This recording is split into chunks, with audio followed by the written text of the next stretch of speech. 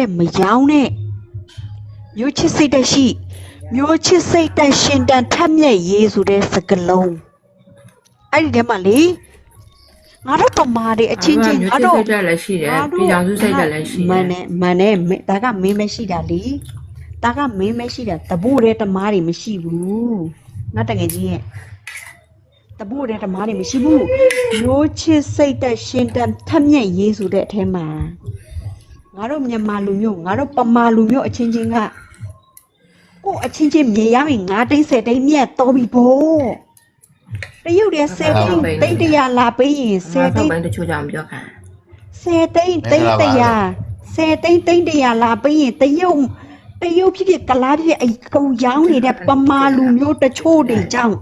ရှမ်းကုန်မန္တလေးတွေမှာတရုတ်တွေကလားတွေပေါ်နေတာလေဟုတ်တယ်ဟုတ်မလားပါလို့တို့တော့ဘာကြောင့်စကားကိုဒိုးတူပေါင်းဖက်မပြောနိုင်ကြတာလဲ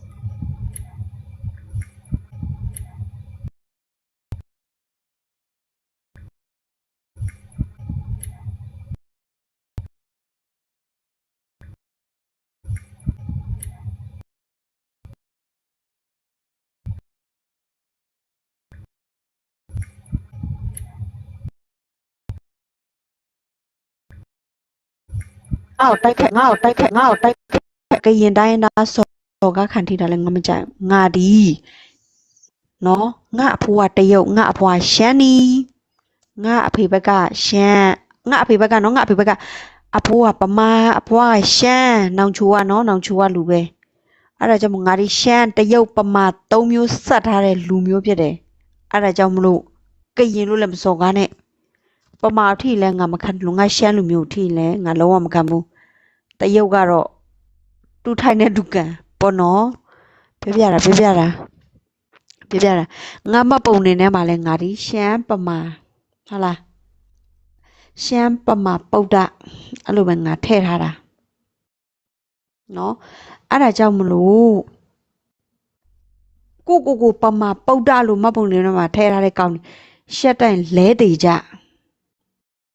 နော်လဲတည်ကြတော်အောင်စားစုကြည်2015 16မှာငါတို့ရှမ်းပြည်နယ်မြောက်ပိုင်းလိုင်းရှိုးခရိုင်တိန်းနီမျိုးကိုလာခဲ့တယ်။ပဲကြောင်းလဲဆိုတော့ပြောပြမယ်နော်နောက်ထောင်ရှမ်းပြည်နယ်မြောက်ပိုင်းလိုင်းရှိုးခရိုင်တိန်းနီမျိုးကျောင်းဆိုင်ကျောင်းကိုလာခဲ့တယ်။လာတဲ့ချိန်မှာတုကားမောင်းတမလဲမုတ်စိတ်မွေးအရှိကြီးပေးနားမှာလိုက်လာတဲ့ငါတို့ဒီထိုင်းမှာခေါ်ရင် body guard လို့ခေါ်တာပေါ့နော် body guard တွေလည်းအကုန်လုံးကလည်းနှခမ်းမွေးအရှိကြီးနဲ့အတားမဲသွားရေးနဲ့ကလားတွေကြီးပဲလူမျိုးရေးတော့မခွဲချင်ဘူးဒါပေမဲ့တော်ဆန်းစုကြည်ပေးနားမှာလိုက်ပါလာတဲ့လုံခြုံရေးမင်းတို့ပမာလို့ခေါ်ရင်လုံခြုံရေးထိုင်းမှာခေါ်တော့ body guard တွေပေါ့ကွယ်အဲ့ဒီဟာတွေကအကုန်လုံးကကလားတွေကြီးပဲ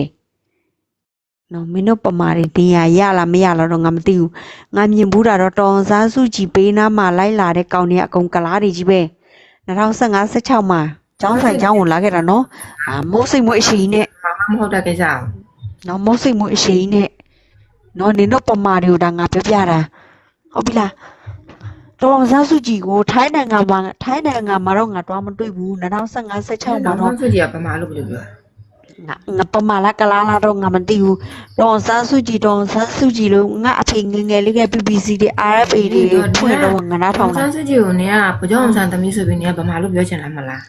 ငါမပြောဘူးတော်စုကြည်ပမာလို့ဘာသူပြောငါမပြောဘူးတော်ဆန်းစုကြည်ထောက်ခံတဲ့လူတွေပဲပြောတာလေပမာလို့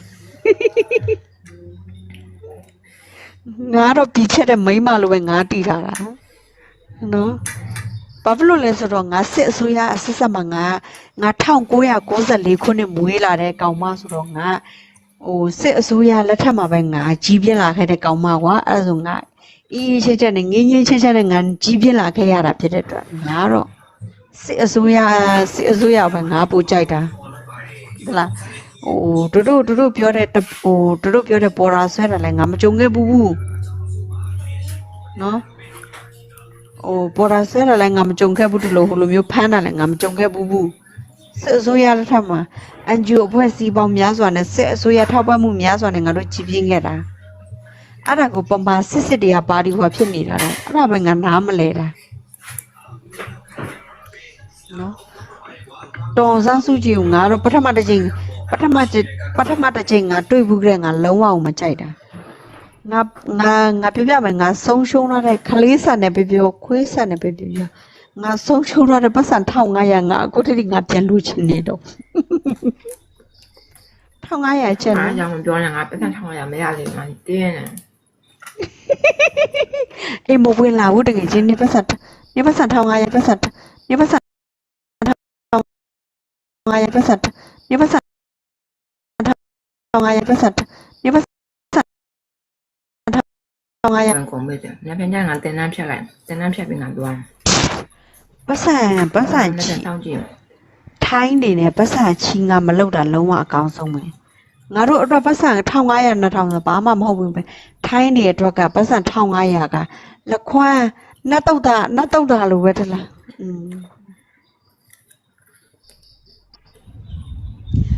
အောင်မတော့မကြဘူးပေါ့နော်ရှမ်းစာပိတ်ပင်ဖို့ပါညာတော့မသိဘူးဒါပေမဲ့အဲ့ဒီရှမ်းစာကိုတော့ကြန့်ခိုင်ရေးယုံမှာသွားတင်ဘူးတယ်ဘယ်နှခုနှစ်လဲဆိုတော့မမေးနဲ့မမိတော့ဘူး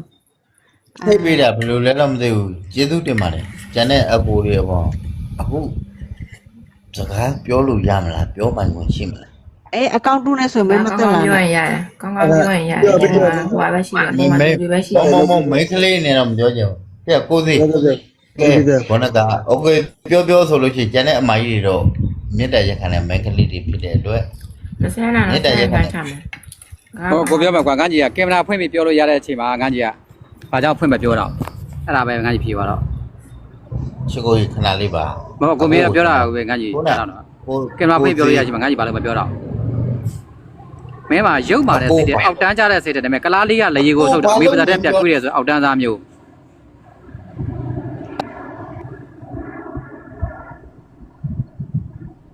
မင်းကိုခွင့်ပေးထားအများကြီးကကြီး ဖြစ်တယ် အချိန်နာမပြောနဲ့ငန်းကြီးမင်းတို့လူမျိုးတွေကိုရှိတယ်ဆိုတော့လူတွေသိအောင်ကတင်ပေးထားတာအကောင့်တစ်ကောင့်မေးတစ်ကောင့်နဲ့လာမယ်ကလားဆဲခိုင်းကိုမျိုးကိုပြန်ဆဲတဲ့အောက်တန်းစားမျိုးလူတရားမရှိတဲ့အောက်တန်းစား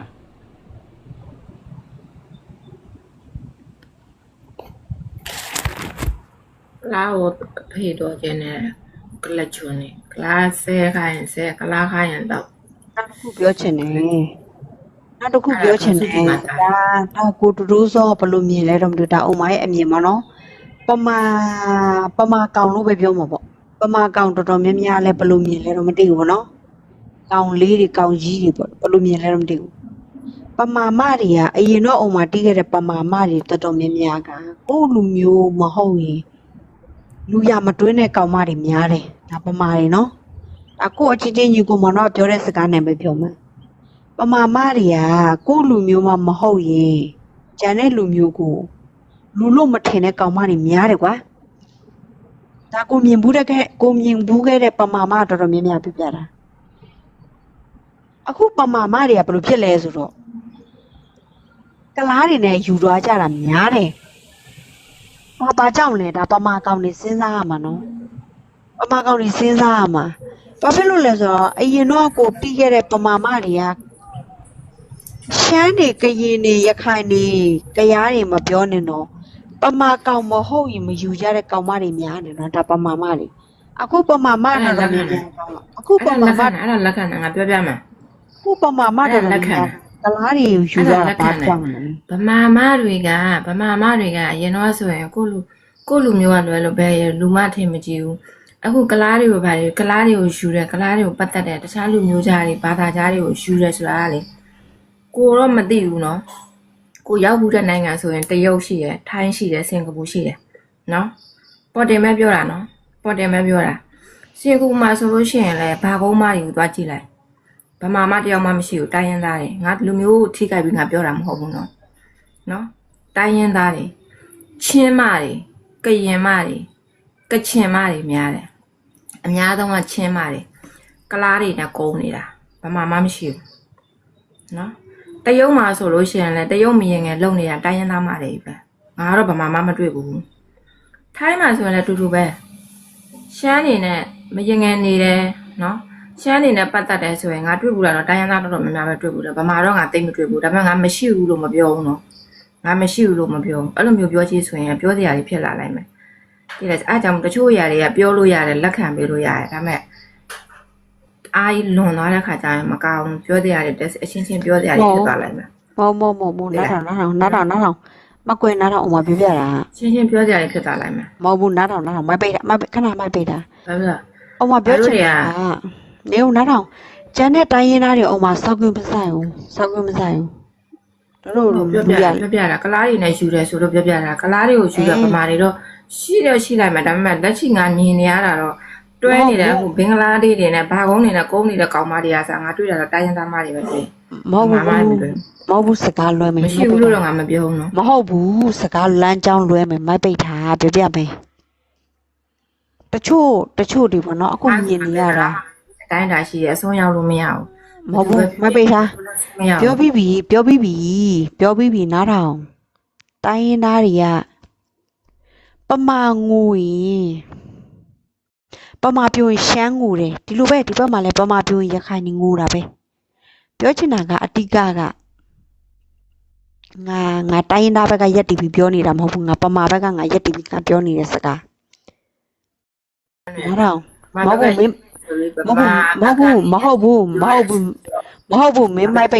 မင်းမိုက်ပိတ်ထားအောင်စကားလမ်းကြောင်းလွဲမယ်မင်းစကားလမ်းကြောင်းလွဲမယ်မင်းခဏမိုက်ပိတ်ထား ငါတို့တမတော်ထောက်ခံတာဒါမှတမတော်ကောင်းတာလုံးမကောင်းတာလုံးထောက်ခံမှာမဟုတ်ငါတို့မကောင်းရင်မကောင်းကောင်းအဲ့လိုမျိုး မန်နဲ့အခုမင်းမိုက်ပိတ်ထားငါပြောပြမယ် စကားဆိုတာ အခုကတော်တော်များများနေမဟုတ်မင်းနားထောင်အခုကတော်တော်များများကပြောနေတယ်ပမာမတိုင်းရင်းသားတွေငါလူရမတွေ့သေးဘူးနော်ငါစကားတွေတဲ့မပြောဘူးငါစကားတွေတဲ့မပြောသေးဘူးအခုငါပမာတယောက်နေနဲ့ငါပြောတာပမာမတွေကတော်တော်များများမလေးရှားမှာပဲဖြစ်စင်ကာပူမှာပဲဖြစ်ကလားနဲ့ပဲတွေ့ပင်ဂလီနဲ့ပဲတွေ့အကုန်လုံးဆောက်ရှက်ခွဲခံထီးတယ်ဆောက်ရှက်ခွဲတယ် ဆောက်ချက်ခွဲတယ်သူတို့ပြောရင်မြန်မာလို့ပြောတာမဟုတ်ဗမာလို့ပြောတာလေဗမာလို့ပြောတာဒီလိုမျိုးဟာတွေနဲ့ပတ်သက်တယ်ဆိုရင်ဗမာတွေလိုပဲပြောကြတာလေအမှန်တကယ်တော့ဗမာမဟုတ်ဘူးမြန်မာတွေတိုင်းရင်းသားတွေဒါငါတို့မျက်စိကိုတွေပဲငါတို့နေလာခဲ့တဲ့၃နိုင်ငံငါတို့ရှိရနေလာခဲ့ဘူးလေနော် ငါပြောပြမယ်ဒါပေမဲ့ငါအခုဆိုရင်တိုင်းရင်းသားတွေဘယ်လောက်စောက်ကြည့်မကောင်းလဲနော်တခုခုစောက်ပြစ်လုပ်ပြီးစောက်မှားလုပ်ပြီးဆိုလို့ရှိရင်လေမင်းဘာလူမျိုးလဲမေးကြည့်လိုက်ဗမာလို့ပဲပြောတယ်မြန်မာလို့မပြောဘူးတခြားနိုင်ငံတွေမှာမပြောနဲ့ထိုင်းနိုင်ငံမှာအခုသူများပစ္စည်းခိုးတာတို့ဟာလာရိုက်ပွဲပြစ်တာတို့တပ်ပွဲဖြစ်တာတို့ဘာလူမျိုးလဲမေးလို့ရှိရင်ခွန်ဖမားလို့ပဲပြောတယ်နော် မဟုတ်ဘူးတာဒီကငါပြောပြမယ်နေမိုက်ပိတ်ထားငါပြောမယ်တာဒီကငါနားလေထားပြီးငါအခုငါပြောနေတာငါတိုင်းရင်းသားငါဖယ်ပြီးငါပြောနေငါပမာပဲငါပြောနေတာ တိုင်းရင်းသားကိုဖယ်ပြီးဗမာဘက်ကရက်တီပြီးတော့ပဲပြောစကားဆိုတာတိုင်းတာရှိတယ်မဟုတ်ကြီးဆိုရင်အကောင်လုံးကပြန်ပြောလို့ရတယ် ဟာမင်းကငါပြောတော့မင်းမိုက်ပိတ်ထားငါပြော မင်းပြောသလိုလူရဲ့ရှေ့မှာမင်းသွားပြောတယ်ဆိုရင်တော့အဲ့ဒီစကားကိုထောက်ခံလိုက်မယ်ဒါမှမဟုတ်ဆိုတော့အဲ့လိုမျိုးခြုံပြောလို့မရအောင်ဘာဖြစ်လို့ငါတို့ကမျက်စိကိုတွေပဲမျက်မြင်ကိုတွေပဲ no ငါပြောတော့မင်းခဏမိုက်ပိတ်ပြီးနေမင်းနားထောင်ကြည့်လိုက်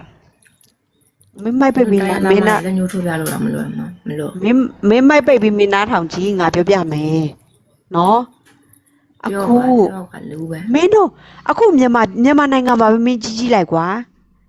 မြန်မာနိုင်ငံမှာပဲကြည့်ကြခိုင်နှင်းဝေစီမှာတော့ပို့ထားတဲ့လူတွေကဘာလူမျိုးတွေလဲဒါပဲနော်အဲ့လိုပဲငါပြောတာ ပြလို့မင်းထင်တာလား အာမနော်ငါမင်းနဲ့ငါအချင်းချင်းနဲ့ငါမငင်းချင်ငါစင်းမိမယ်ဟုတ်ပြီနော်ငါမင်းနဲ့ငါမငင်းချင်ငါစင်းမိမယ် ပြောနေတာခိုင်နှင်းဝေစီမှာသွားပို့ထားတာဒါဆိုခိုင်နှင်းဝေစီမှာကဗမာလူမျိုးအသေးပဲသွားပို့ထားတာပေါ့အဲ့လိုမျိုးလား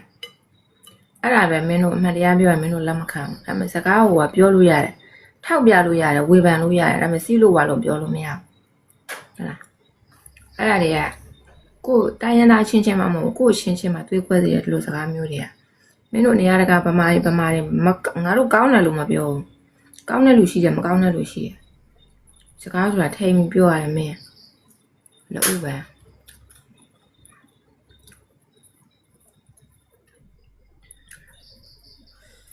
မလည်းညှို့ထိုးပြလို့တော့မလွယ်ဘူးစင်ပူလိုနိုင်ငံမျိုးလာကြည့်တာကလားရင်တော့ကုန်နေတာတိုင်းရင်းသားတွေပဲဘယ်တိုင်းရင်းသားအများဆုံးလဲလို့ပြောပြလို့တော့ရတယ်ထိုင်းမှာဆိုပူအောင်ဆိုးတဲ့ကရင်မတွေ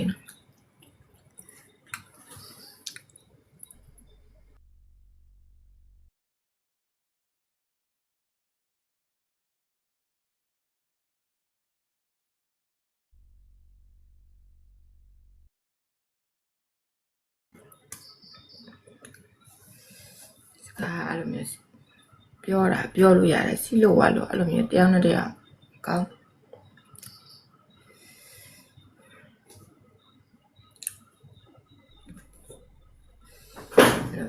ပြောလိုက်ရင်ဗမာတွေကကောင်းတယ်လို့ကမပြောမကောင်းတဲ့ဟာတွေလည်းရှိ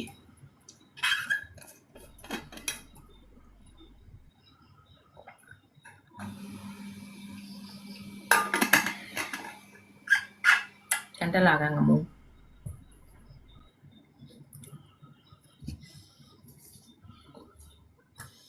3 နာရီ9 နာရီထိုင်ရမယ်2 နာရီအဲ့လိုရတယ်ကျန်တက်လာခဲ့ခွင့်ပြန်တင်ပေးလိုက်သူကန်သွားစေဦး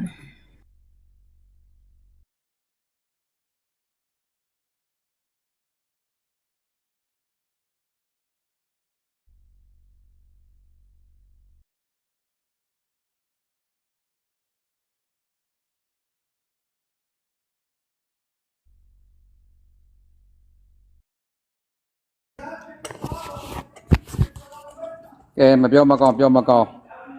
မပြောလဲခက်ပြောလဲခက်အဲ့ဒီခါကျလည်းမပြောဘဲနဲ့လည်းနေရတော့နော်ဝင်ပြောလို့မရတော့အဲ့ဒါမထူကြတဲ့ခါကျတော့ရှင်တော့ဘာမှမပြောဘဲနေကြတော့ဘာမှမပြောဘဲနေကြတော့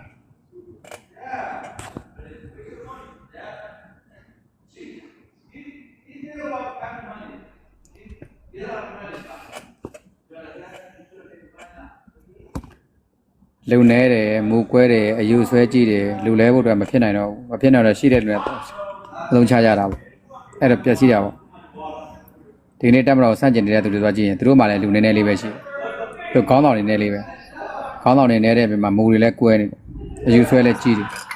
အဲ့တော့သူတို့ခေါင်းဆောင်တွေကိုသူတို့ဘယ်လိုဝေးလို့လဲမနဲ့ရွေးကောက်လို့ရတန်တလက်တက်ကန်မှာခေါင်းဆောင်ရွေးကောက်ခြင်းကဘယ်လိုပုံစံသွားလဲလို့သူတို့မေးကြည့်ပါသိသလားလို့သိသလားလို့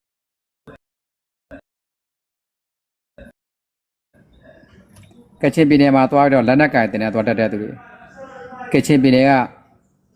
ခေါင်းဆောင်ရွေးချယ်မှုကဘယ်လိုပုံစံရွေးချယ်တာလဲ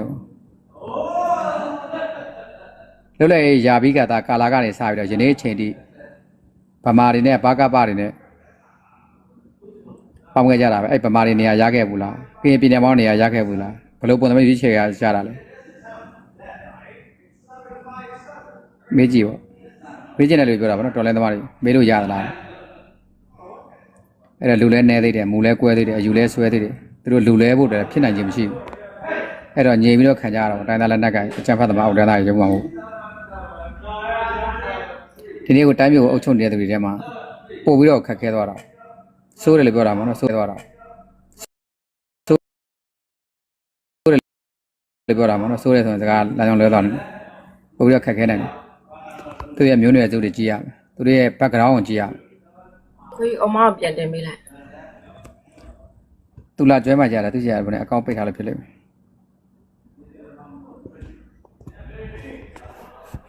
အခု join ပေးလို့မရဘူးကိုကဘယ်နဲ့အပိုင်လို့မရဘူးအဲ့ဒါလူလဲဥဒ္ဒါမှာဖြစ်နေတဲ့ခါကျလို့ပြည့်စည်သွားကြတာပေါ့နိုင်ငံတော်အုပ်ချုပ်တာလို့ပါပဲကိုရက်ကွက်ထဲမှာလူတယောက်ကအုပ်ချုပ်နေတယ်ကိုတိုင်းထဲမှာလူတယောက်ကအုပ်ချုပ်ကိုရိုင်းရသူ့ရဲ့နေရာမှာမနေနိုင်ဘူးကိုတဲ့ရင်ချင်းနေတာဖြစ်လဲဖြစ်နေတယ်သူတဲ့ရင်များတဲ့လူကိုမြင်ကောင်းလဲမြင်လိုက်မယ်အဲရင်ချင်းရှိတဲ့လူတွေကနေရာယူအားဆိုလည်းမယူချင်ရဘူးရှိတဲ့သူကိုနေရာပေးရတော့တာပေါ့အဲထုံးစံပဲကိုဒေတာမှာကိုလူမျိုးမရှိဆိုရင်ရှိတဲ့လူတွေကနေရာခွဲယူသွားမှာပေါ့ဥပမာရှမ်းပြည်နယ်မှာရှမ်းနေကြီးပဲရှိတယ်ဘာလူမျိုးမှမရှိဘူးပါတီဘလောက်ပွဲကွဲသူ့လူမျိုးပဲလေအဲသူ့လူမျိုးပဲနေရာရသွားအဲ့ဒါကြီးကိုမင်းတို့ဗမာနေရာမရလို့ကချင်နေရာမရလို့ပိုးတွေပလောင်တွေပတောင်တွေနေရာမရလို့တော့ပြောလို့မရဘူးသူ့နေရာမှာသူ့လူမျိုးကြီးပဲရှိနေတယ်ဘယ်လိုပဲလူမျိုးခွဲပါတီခွဲဒီလူမျိုးပဲရသွားတာအဲထူးခြားမှုတစ်ခုပေါ့တချို့ကလက်ခံခြင်းနဲ့ထောက်ခံခြင်းမတူဘူးဆိုတာသဘောမပေါက်ဘယ်နိုင်ငံပဲဖြစ်ရွေးကောက်ပွဲလုပ်တယ်ဆိုရင်ကိုမထောက်ခံတဲ့ရိုးဆိုကဖြစ်သွားလို့မရအောင်ကိုကလက်ခံလိုက်ရတာပဲဖယ်ထားလို့မရအောင်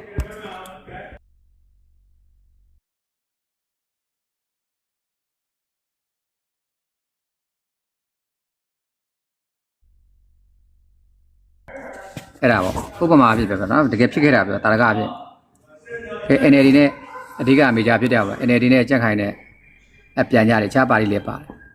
ကြက်ခိုင်ရေကိုကိုကမထောက်ခံကိုက NLD ကိုထောက်ခံတယ်ဒါပေမဲ့နိုင်သွားတာကကြက်ခိုင်ရနိုင်သွားတယ် NLD ကိုရန်သူတို့တတ်မှတ်လို့မရဘူးကိုထောက်ခံတယ်မထောက်ခံတယ်ဖြစ်တယ်ကိုလက်ခံရတာပဲသူတို့ခန့်ထားတဲ့အစိုးရတွေအောက်မှာကိုနေရတာပဲလက်နက်ကင်ပုံကန်လို့မရဘူး NLD နိုင်သွားတဲ့ကြက်ခိုင်ရလူတွေကိုသွားတော့မှ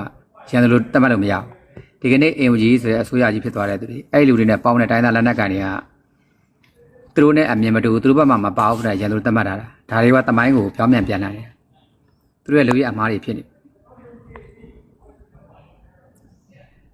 ခုနအောင်မပြောတာမှားတာမရှိပါဘူးနော်မှားတာမရှိဘူးတချို့ຢာတွေကစကားအဖြစ်နဲ့လူတွေပြောနေကြတဲ့ခါကျတော့ကိုကပြန်မပြောလို့ရှိရင်မြန်မာမိန်းကလေးတယောက်မြန်မာတိုင်းသူတွေကိုပြောနေတာနားမထောင်ဘူးလားအဲ့ဒီတွေ့နေပေါ့ကိုယ့်ရဲ့အမြင်နဲ့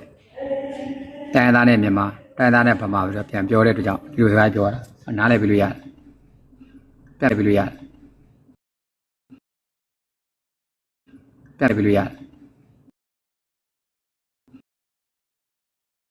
ပြတ်ပြီးလို့ရတယ်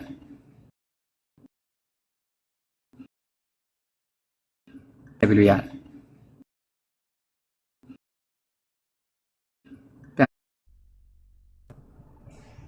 အတန်လေးဝဲတာချစ်စရာကောင်းတယ်ဆိုမချင်းတယ်လေပြောတာမဟုတ်ချစ်စရာကောင်းတာမှန်တယ်ဒါပေမဲ့အဲ့နောက်ွယ်မှာမနာလိုစိတ်တွေအားကြီးနေတယ်ကိုချင်းပြန်တက်ခါတာရှိတယ်ဗျသိပါ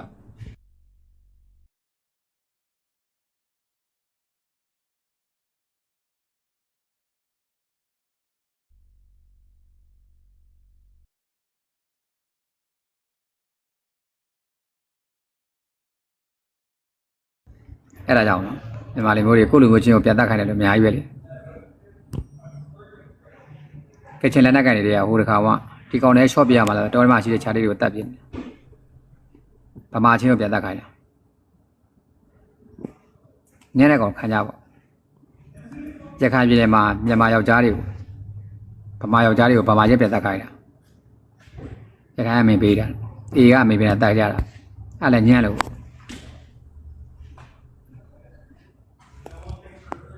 လက်နက်ကနေမှာလည်းတို့ချင်းချင်းတွေပဲသူပြန်တက်ကြတာရှိရ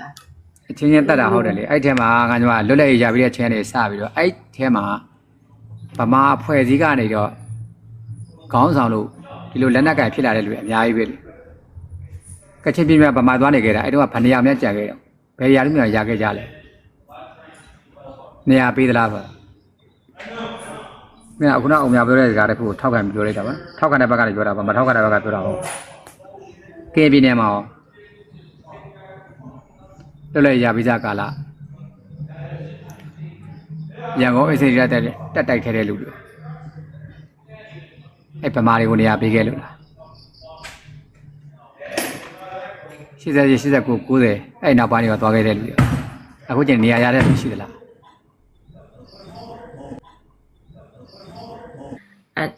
သူပြောလိုက်တဲ့စကားတစ်ခုနဲ့မှကနည်းနည်းဖြစ်တာပါသွားလို့ ။ဘောင်ကညီမကအဲ့ဒါဖြစ်တာကိုပြောနေငါကြွလေ။ ပါသွားလို့ဆိုတာကမဟုတ်ဘူး။နိုင်ငံတိုင်းမှာရောက်နေတဲ့ဗမာမိန်းကလေးတွေကဒီကလားတွေနဲ့ယူတယ်ကလားတွေနဲ့ပတ်သက်တယ်ဒီလိုမျိုးတွေနဲ့သူပြောလိုက်လို့မို့လို့ဒါညီမကညီမမြင်အမြင်မှာပြောတယ်ညီမစင်ကာပူမှာနေဘူးတယ်တရုတ်မှာနေဘူးတယ်ထိုင်းမှာနေဘူးတယ်နော်။စင်ကာပူမှာဆိုလို့ရှိရင်လည်းဒီဘင်္ဂလားဒေ့ရှ်ကလားတွေနဲ့ပတ်သက်နေတာကတိုင်းရင်းသူတွေပဲ။ဒါကအရှိတရားတွေပဲနော်။အချက်ဖြစ်အိမ်တော်တယ်ပဲဖြစ်မြန်မာပြည်မှာလင်ငုတ်တော့တာသမီးကျရှိရနဲ့လေဒီမှာကလားတွေနဲ့ဖြစ်ချင်တိုင်းဖြစ်နေတာတိုင်းရင်သူတွေပဲနော်တရုတ်မှာဆိုလဲထိုနည်းတူပဲဒါပေမဲ့ညီမအကုန်လုံးတိမ်ကြုံပြီးမပြောဘူးနော်ညီမမြင်နေမှုတဲ့သူညီမကြုံမှုတဲ့သူကိုညီမပြောပြတာနော်ညီမဒီလိုလူတွေပဲညီမမြင်မှုတယ်ဆိုတဲ့အကြောင်းထိုင်းမှာဆိုရင်လည်းတူတူပဲဒါအရှိတရားတွေပဲအရှိတရားတွေပဲဒါလောက်ကြံပြီးပြောနေတဲ့အရာတွေမဟုတ်ဘူးအဲ့ဒီမှာညီမအဲ့ဒီစကားတော့ကအခုမှဗမာမိန်းကလေးတွေကအရင်တော့ဆိုဘယ်လိုမျိုးအခုတော့ကလားနဲ့လည်းယူဟိုဘာနဲ့လည်းယူတရားလည်းယူအဲ့လိုမျိုးပြောလို့မလို့စကားကနည်းနည်းလေးစီးကြော်သွားလို့မလို့ညီမကပြန်ပြောလိုက်တာပြောတာပြောလို့ရတယ်လက်ခံပေးလို့ရတယ်မရှိဘူးလို့မပြောတရားရခိုင်တော့အပြည့်အစင်းလုံးကြော်လို့ညီမမပြောဘယ်လူမျိုးမှပဲဖြစ်ပြောချင်တာကဘယ်လူမျိုးဘက်မှာပဲရက်တည်ပြီးပြောဒါပေမဲ့ဟိုရင်းနဲ့တက်သူကိုဝါကူထိုးတဲ့ပုံစံမျိုး ဆွဲတင်တယ်လို့မျိုးနှစ်ချနေတဲ့ပုံစံမျိုးတော့မလုံနိုင်ဘူးเนาะအဲ့ဒီလိုမျိုးပေါ့ပြောချင်တာညီမကလည်းပြောတာကအရှိတရားပဲသူလည်းအရှိတရားပဲပြောတာပဲဖြစ်မှာပါเนาะညီမအဲ့ဒီလူမျိုးကိစ္စကိုပဲပြောတာပဲကျန်တာတော့ညီမမပြောပါအားကြောင့်မလို့နိုင်ငံရေးပြောတဲ့ခါကျရင်လူမျိုးရေးရထက်မပြောတာကောင်းတယ်လူမျိုးရေးထက်ပြောရင်အရှင်းရှင်းလဲစိတ်ဝင်ခွဲရတယ်တယောက်နဲ့တယောက်ကလူချင်းတော့တူတယ်စိတ်ခံယူချက်ချင်းစိတ်ခံယူချက်ချင်းအယူဆချင်းမတူတဲ့အတွက်ကြောင့်မလို့သဘောထားကွဲလွဲမှုကတော့ရှိရလေနော်အဲ့လိုမျိုးအားကြောင့်မို့လူမျိုးရေးတို့ဘာသာရေးတို့အထက်မပြောတာကောင်းတယ်ထက်ပြောရင်အမြင်မတူတဲ့ဘက်နဲ့လည်းရန်သူဖြစ်သွားနိုင်တယ်အမြင်တူတဲ့အချင်းချင်းလည်းပြဿနာတက်သွားနိုင်တယ်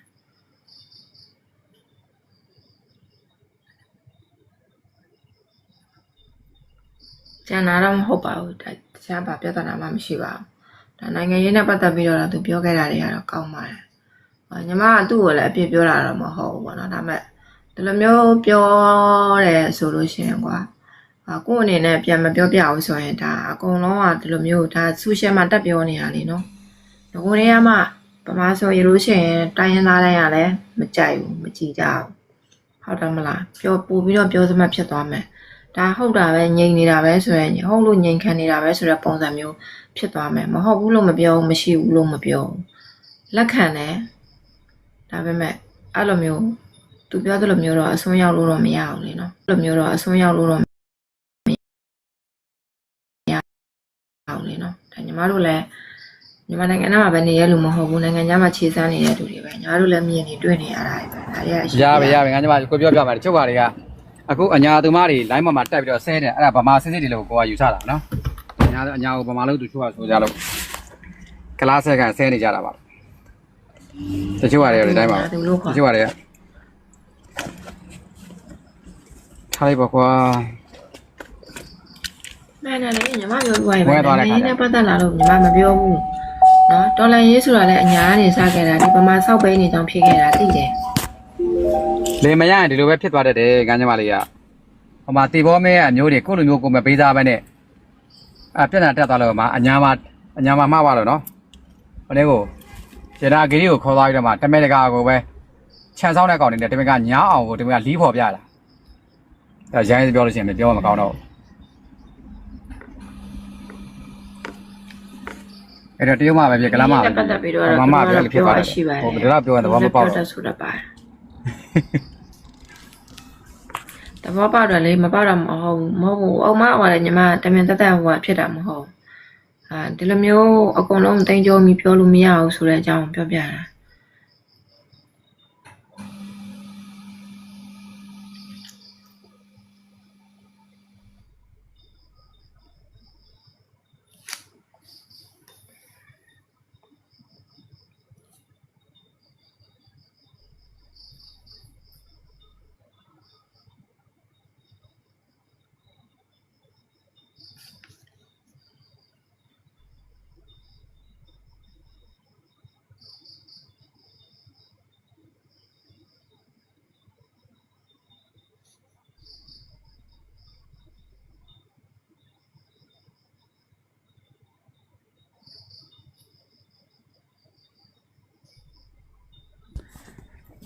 မြန်မာလူမျိုးတွေညလောက်ပဲဒီနေ့မြန်မာပြည်ကြီးပြည့်စည်သွားတာပေါ့ကွာမြန်မာလူမျိုးတွေကင်ပြည်နယ်မှာသွားတယ်ကိုလူမျိုးကပြန်တတ်ပြီးတယ်ခရပြည်နယ်မှာသွားတယ်ကိုလူမျိုးကပြန်တတ်တယ်တေကြီးကတေးရတယ်ဘလိုကတဲ့နှစ်ပတ်ကျော်တော့မကြရတယ်အဲ့ဒါခရပြည်နယ်မှာသွားတယ်ညာငပိန်းတယ်ညာသားတွေပြည်နယ်ထဲမှာဝင်တယ်တောင်းမလို့ပြည်ထဲမှာဝင်တော့အိမ်ပြန်မယ်လို့မပြောအိမ်ထဲမှာနေတော့တူတယောက်နဲ့ဦးလေးနဲ့နှစ်ယောက်လုံးကရွယ်သိမ့်မကွာတဲ့လူတွေအိမ်ထဲမှာနေတော့ပြောင်ချောက်ချားနဲ့အပြင်မှာလာတယ်လို့မိဘလည်းမပြောရတော့တယောက်ကကျိုးဆက်ချရသေးပါနောက်တစ်ယောက်ပါထပ်လိုက်ပြီဦးလေးပါကျိုးဆက်ချသေးပါဗမာနှစ်ယောက်လို့ပြောမှာနှစ်ကောင်လုံးကိုယ်လည်းပဲကိုကျိုးချပြီးတော့သေးပါတယ်ကောသေကြပေါ့သနာမှာမိဘတွေအညာသူမတွေကိုလူမျိုးကိုပြန်ဆဲတော့စစ်ခွေးဆဲတော့တာသမီးပုံမောင်ကိုယ်တိုင်သိနေတယ်တော့ဘာမှမပြောနိုင်တော့ဒီနေ့တေကလာတာတိုက်တော့တေပေါ့ငါနိုင်လေ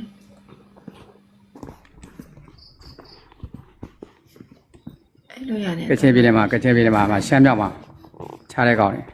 อืม ကိုချင်းချင်းကိုပြီးရချင်းချင်းကိုပြတ်တက်ခိုင်းတာကချင်းတက်ခိုင်းတာတက်တဲ့ကောင်နေတေးကြပါကလာတာတိုက်ပါ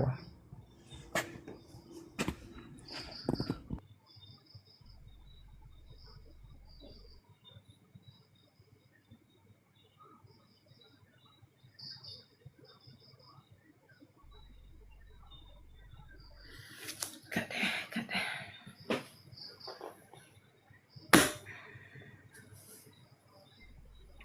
ဘာနိုင်ကြမ2နိုင်အဲ့လိုရတယ်ဒီနေ့ဟိုအပေါ်တက်မှာအပေါ်တက်ကဘယ်နှယောက်လဲအကုန်လုံးအပေါ်တက်မှာ14ယောက်မလားအဲ့14ယောက်အပေါ်တက်ကိုနင်းတို့နင်းနဲ့ဟိုဆရာ2ယောက်နဲ့တက်လိုက်ရော9နိုင်ခွဲဆိုရေချိုးပေးမှတို့အမားတို့အောက်ထပ်မှာအောက်ထက်ကဖိုးသွားနေတော့လေအပေါ်တက်မတက်တော့ဒီနေ့နော်ညနေကျရင်မဆေးရုံသွားဖို့ရှိနေလိုက်ကြတယ်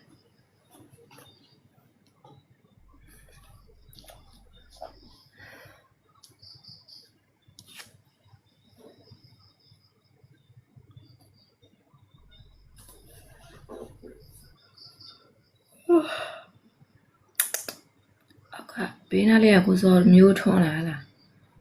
တဲ့အိမ်နေရလားမသိ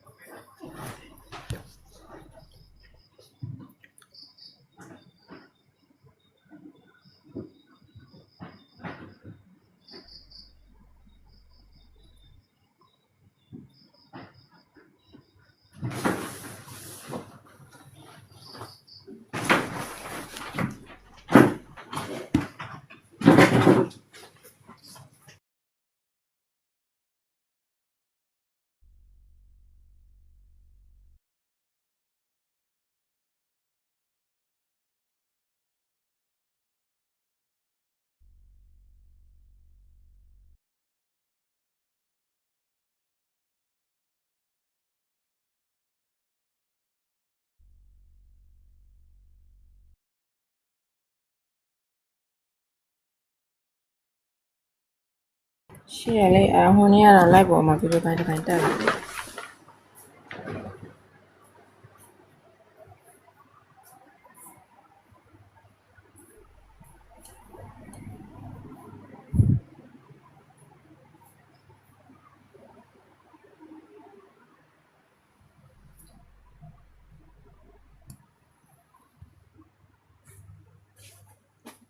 ကဲပြန်အိတ်တော့မယ်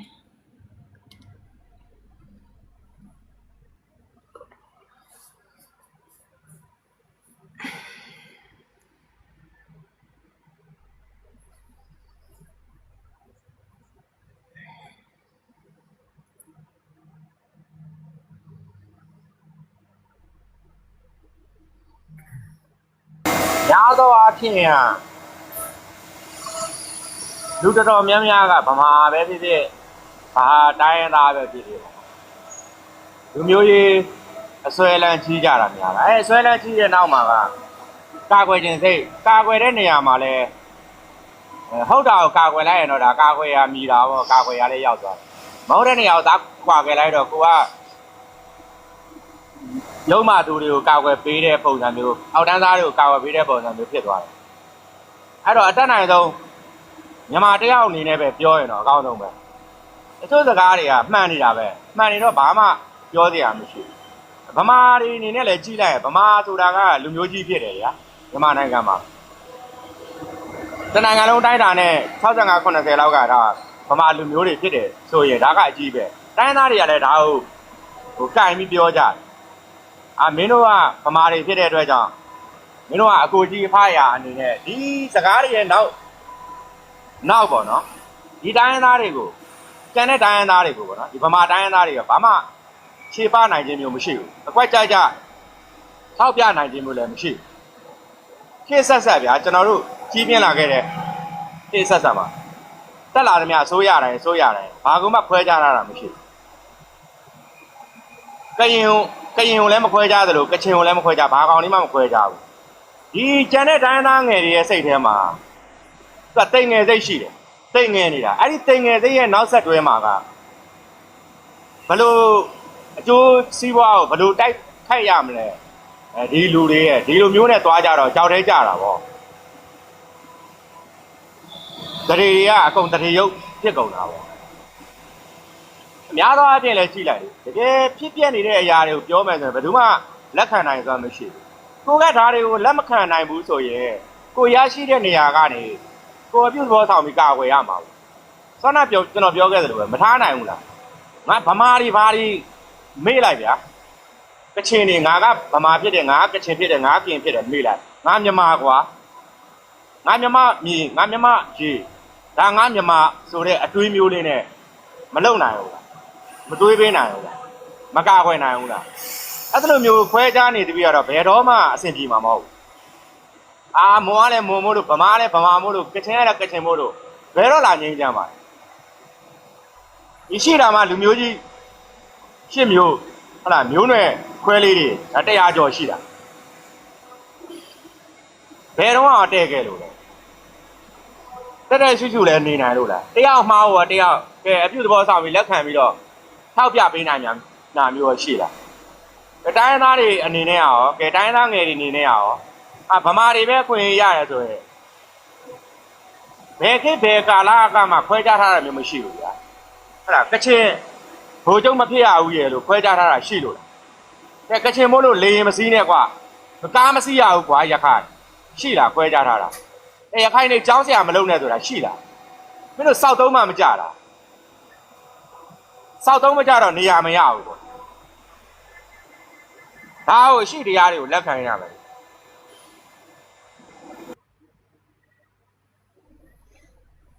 အကောင်းဆုံးကတော့လူမျိုးမခွဲခြားဘဲနဲ့ပြည်တော်စုစိတ်ဓာတ်နဲ့သွားမှဘယ်တိုင်းရသားပဲဖြစ်ဖြစ်ပြည်တော်စုစိတ်ဓာတ်မမွေးနိုင်သေးရတော့မြန်မာနိုင်ငံကအခုလိုမျိုးပဲပြည်တွင်းစစ်ကခဏခဏဖြစ်နေပါပဲနော်အခုမြန်မာနိုင်ငံမှာပြည်တွင်းစစ်ဖြစ်နေရဆိုတာလေဒီတိုင်းရသားအချင်းချင်းစီးလုံးညီညွတ်မှုမရှိလို့ပြည်တော်စုစိတ်ဓာတ်မမွေးနိုင်ဘူးမို့လို့အခုလိုပဋိပက္ခကြီးဖြစ်နေတာပြည်တော်စုစိတ်ဓာတ်ရှိတဲ့သူနိုင်ငံနဲ့လူမျိုးကိုချစ်တဲ့စိတ်ရှိရလို့ဆိုတာကနေတယ်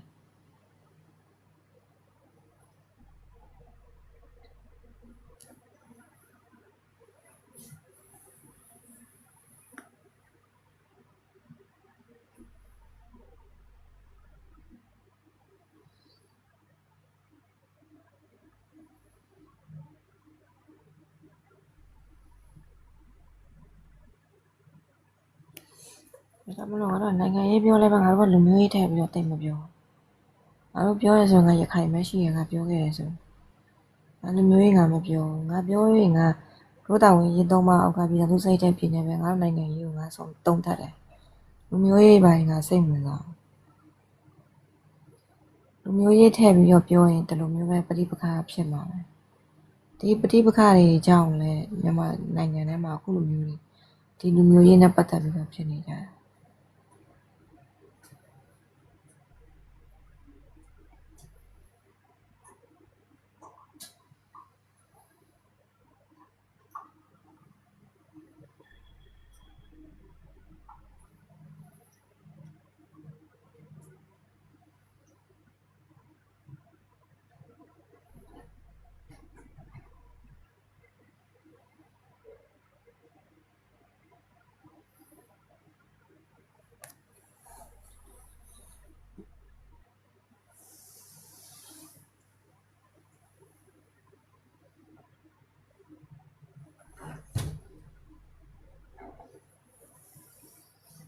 ဒီတော့တဲ့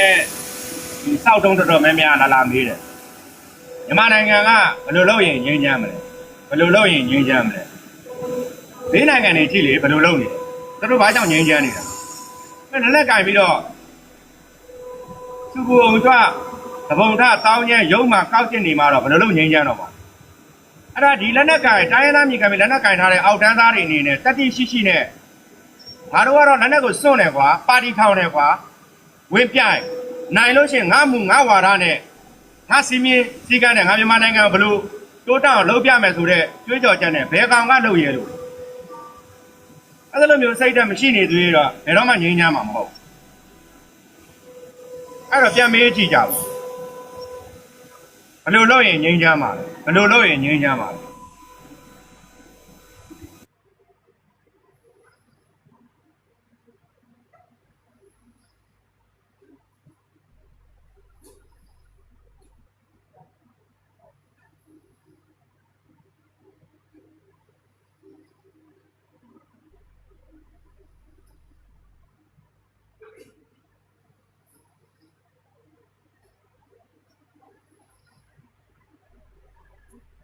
ဘယ်လိုလုပ်ရင်ငြိမ်းချမ်းမှာလဲဆိုတော့ဖြေရရှင်းလေးပဲနေတော့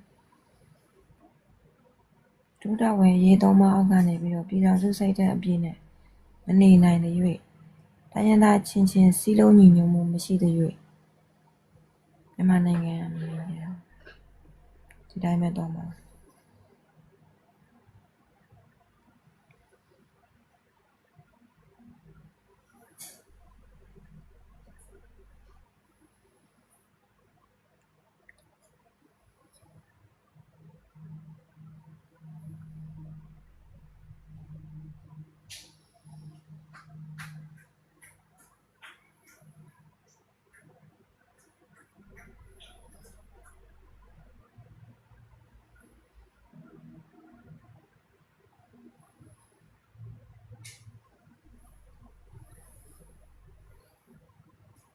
ဘူးလာကနာကြီးပြောခဲ့တယ်။အော်အမျိုးကိုချစ်ကြပါအမျိုးကိုချစ်ကြပါဆိုအမြစ်ကိုလန်လန်ချိုးနေတာ။ဒီ9နှစ်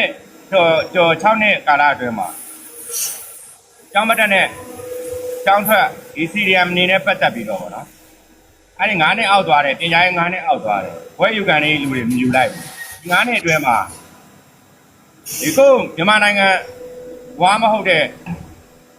အပေအတီတွေအုတ်ချမ်းမြက်ပေါက်တွေကစားရတင်နေပြီဘွဲတွေယူသွားတယ်အချိန်တစ်ခုရောက်လို့ကဲဒီရန်တရားကြီးလည်းပတ်တော့မယ်ပညာတတ်တွေလိုအပ်လာပြီဆိုလို့ချင်းဘယ်သူတွေကနေရာရအကြောင်းမတက်ပဲနဲ့ဟို CDM လို့ဟိုဟာလို့ဒီဟာလို့ကောင်တွေကနေရာရသွားမှာလားတော့မောရဲ့ဘာမုံညာမုံကောင်တွေဟုတ်လားပညာသင်ထားတဲ့ဝဲလက်မှတ်တွေရထားတဲ့ကောင်တွေကနေရာရမှာစဉ်းစားကြည့်ပေါ့တွေးကြည့်ပေါ့လှုပ်ရှားလို့မရဘူးလှုပ်ရှားလို့မရဘူးဒီ9နှစ်တည်းမှာကြည့်နေရမှာတိုးအောင်ဆိုတဲ့အချောက်ကလေးခဏပြောတယ်ဟိုရင်တော့ဆိုလို့ရှိရင်ခုဘလော့ကာလို့ဘာလို့ခမဲသားပြမပြည့်နဲ့မပြည့်ကြုံနဲ့အရွက်တွေအများကြီးနဲ့စားပြနေတဲ့ကောင်နော်အချောက်ကလေးအဲ့တော့ယောက်ျားစစ်မဟုတ်ဘူးနော်ယောက်ျားစင်စစ်မဟုတ်ဘူးမိန်းမစိတ်နဲ့ယောက်ျားဒီလိုလူမျိုးတယောက်တောင်မှပဲအခုစိုင်နေတစ်ဆိုင်ပြီးတစ်ဆိုင်ကားဆိုရင်2စီး3စီးဖြစ်နေမင်းတို့စောက်စားမှမရှိတာကိုစောက်သုံးမကြတာကိုမပြောဘူးဟိုလူလက်ညှိုးထိုးဒီလူလက်ညှိုးထိုး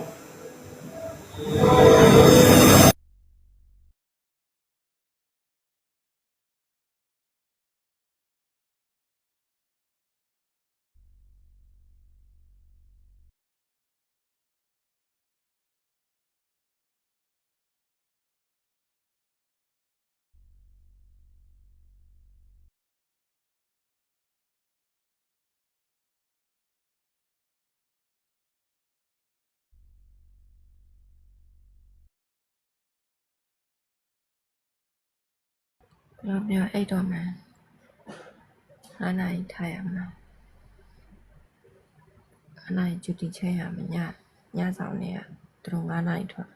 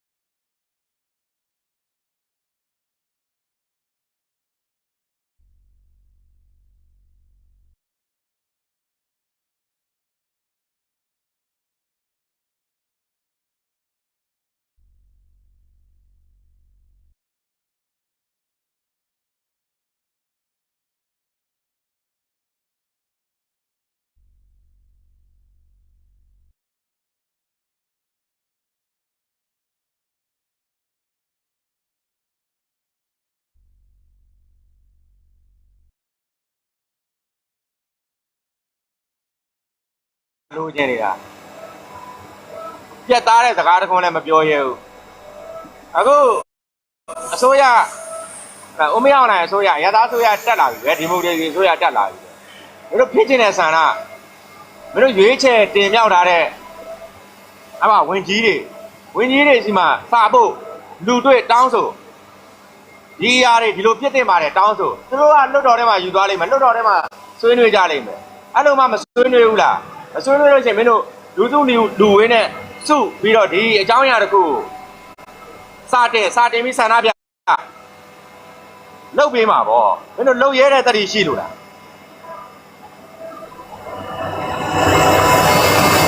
ဒီလူငယ်တွေပဲ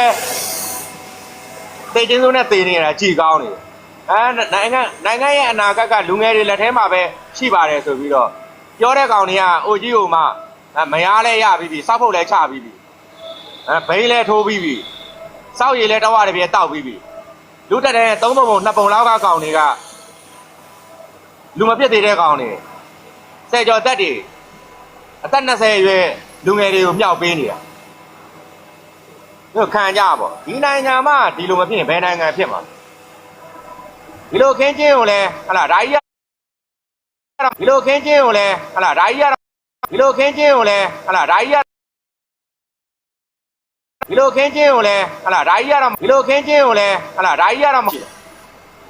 ဒါကတော့မပြည့်သေးလားမင်းတို့ကလောက်ပြလိုက်မင်းတို့လုံခွေးတဲ့ကောင်တွေ88ရကောင်တွေမင်းတို့နိုင်ငံရေးသမားတွေဒီမိုကရေစီကိုနားလည်တဲ့ကောင်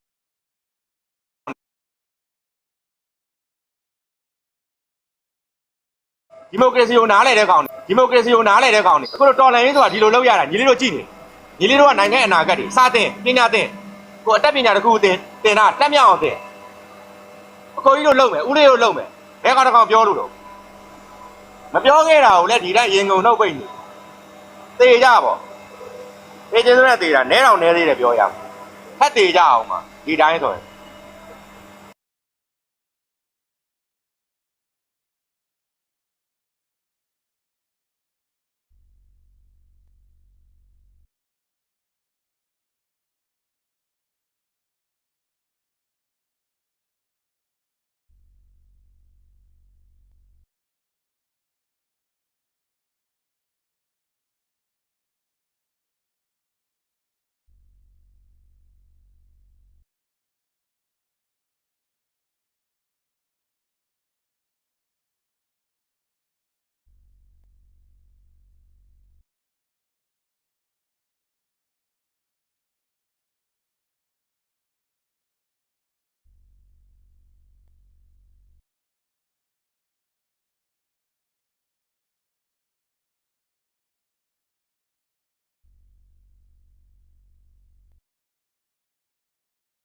ဘလောက်ဝမ်းနေဖို့ကောင်းလဲမြန်မာနိုင်ငံကိုဘောင်းပေါင်းဆုံးဗတ်ပေါင်းဆုံးကလူမျိုးပေါင်းဆုံးကဝိုင်းပြီးဖျက်ဆီးနေကြတယ်ဒါတော့တကယ်ယောက်ျားကောင်းနေသားကောင်းနေရှိနေလို့ပေါ့ဒီလိုလူမျိုးတွေသာမရှိကြပါလားနိုင်ငံကစိတ်မော်မှာဖြစ်သွားပြီပေါ့အဲကြောင့်ကျေးဇူးတင်တဲ့သူတွေကိုကျေးဇူးတင်ရမယ်ကျေးဇူးတရားဆိုတာမဆက်နိုင်သေးရင်တော့မှပဲတိထားရဲ့ရတယ်ကျေးဇူးရှိတယ်ဒီလူတွေကငါတို့နိုင်ငံပေါ်ကျေးဇူးရှိတယ်ငါတို့ပေါ်မှာလည်းကျေးဇူးရှိတယ်မစော်ခိုင်းရပြီ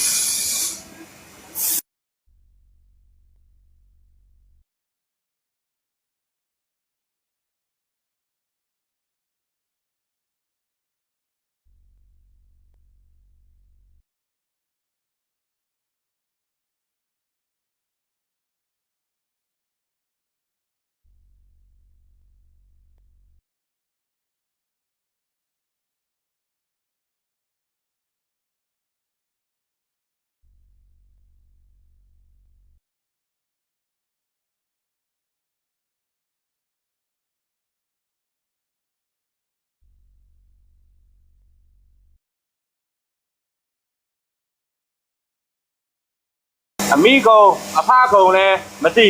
မထိန်သိမ့်မဆောင်ရှမိဘမြတ်တာကိုလည်းနားမလဲနှလုံးသွေးကိုစုပုံပြုသွန်းထုညီတော်သွေးကိုတန့်စင်ဖြူစေဒီနှလုံးသွေးနဲ့နှလုံးသွေးကနေဒီမြတ်တာတရားကြီးမားစွာနဲ့ဒီသွေးကနေပြီးတော့ အပြူရောင်နှုတ်ရည်လေးဖြစ်တိုက်ကျွေးခဲ့တဲ့မိဘရဲ့ကျေးဇူးတရားတော့နားမလဲတဲ့ကောင်မင်းတို့ကောင်တွေကတော်လန်ရေးပါနိုင်ငံရေးပါဒီမိုကရေစီပါထားလို့တော့ဒီနိုင်ငံမှာစောက်တူလည်းမဖြစ်ရင်ဘယ်နိုင်ငံစောက်တူလည်းဖြစ်တော့မှာအံ့ဩစရာအံ့ဩဖို့ကောင်းတယ်ကြည့်နေတဲ့နားထောင်နေရလို့ရှင်လူမျိုးရေးတွေလာပြီးဘာသာရေးလာပြီးဗမာချင်းချင်းဆဲလိုက်ရရင်သူတို့မှအောင်နိုင်သူကြီးတွေလို့စော်ကားလိုက်ရရင်အောင်နိုင်သူကြီးလို့အောက်တန်းကြလိုက်ရလို့ရှိလို့ရှင်တကယ်ကိုအောင်နိုင်သူကြီးလို့လက်ခမောင်းခတ်ပြီးတော့မင်းတို့ကြောက်သွားပြီမလားကွာမင်းတို့နာသွားပြီကွာမင်းတို့နာသွားပြီမလားကွာခွေးတောင်သားတွေမင်းတို့အဲ့လိုစိတ်ဓာတ်မျိုးတွေရှိနေသေးရဲ့မင်းတို့ဘယ်တော့မှမငြိမ်းချမ်းဘူးမင်းတို့လိုချင်နေတဲ့အရာဘယ်တော့မှရမှာမဟုတ်စောက်သုံးမှမကြတာကိုယ်မျိုးချင်းချင်းကြတော့ဘလို့စော်ကားရမလဲဘလို့အမျက်ထုတ်ရမလဲဘလို့အောက်တန်းကြရမလဲချောင်းကိုယ်နိုင်ငံသားမဟုတ်တဲ့ကောင်တွေကြတော့လီးပြီးပြင်းစုပ်တိတ်နေဆိုလို့ရှိရင်အမိကိုကုန်နေရတာမင်းတို့ကိုပြန်စဉ်းစားကြည့်ကြပါကွာစဉ်းစားကြည့်ကြပါကွာ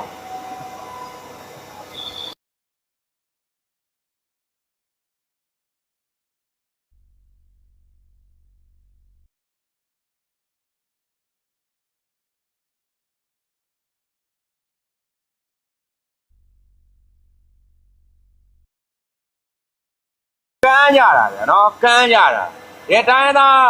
နေမြေတွေမှာဒီတိုင်းသားတွေမှာလဲကိုယ်တိုင်းသားရေးအတွက်ကိုယ်တိုင်းသားပြည်နယ်အတွက်လုံနိုင်တဲ့လူတွေအများကြီးရှိတယ်အဲလုံနိုင်တဲ့လူတွေကိုလုံခွင့်မှမပေးတာမြေတော်မြောက်ပေးဖို့မှမရှိတာအဲ့တော့လုံနိုင်တဲ့လူတွေလုံချင်နေတဲ့လူတွေလည်းလုံခွင့်မရှိဘူးတကယ်လုံပေးမဲ့လူတွေကြတော့နေရာမပေးဘူးမမြောက်စားကြအောင်မြင်လည်းမမြင်ကြအောင်စောင့်နေတယ်ပြီးတော့အမုန်းတရားကိုခြေတန်းတင်နေတာဘာဟို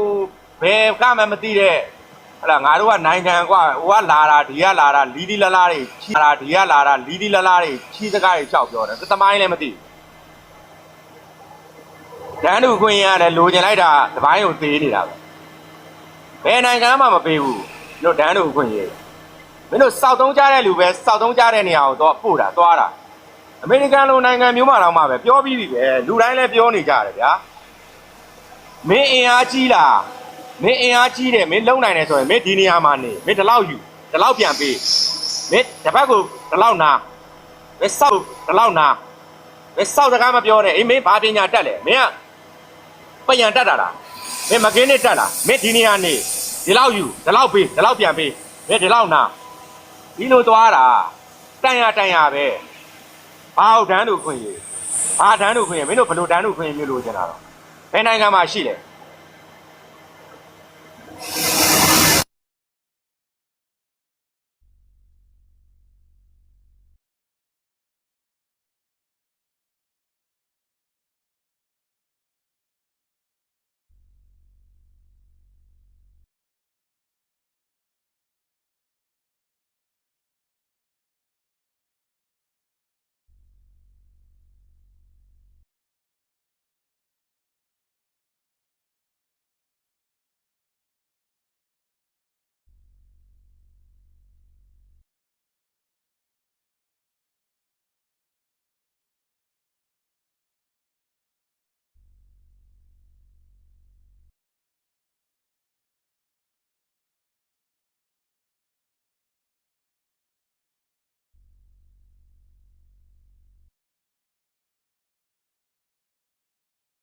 နိုင်ငံရဲ့ခေါင်းတော်တယောက်ကိုဗျာကိုတွေကမှမလေးစားလို့ရှင်ဘယ်သူကလာလေးစားမလဲ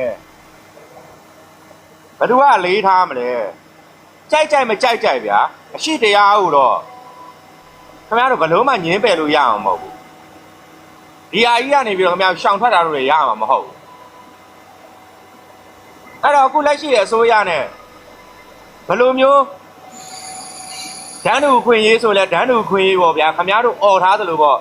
ဒီမိုကရေစီတွေကဖက်ဒရယ်ပဲဖြစ်ဖြစ်ဘာပဲဖြစ်ဖြစ်ခင်ဗျားတို့ကြိုက်တာကိုလုပ်ပိုင်ခွင့်ရနေပြီလေအဲ့တော့တိုင်းသားတွေအနေနဲ့ကဒီလက်နက်ကင်ထားတဲ့အောက်တန်းသားတွေကိုတောင်းဆိုရမှာကဒီလက်နက်တွေနဲ့ချနေမဲ့အစားလားဒီလက်နက်တွေအစားဘောပင်ပြောင်းလိုက်မင်းတို့ပါတီခွဲလိုက်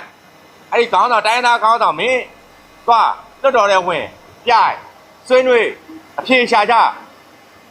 ဒီလိုပြောနိုင်တဲ့စွမ်းအားလေးတော့မှမရှိတာ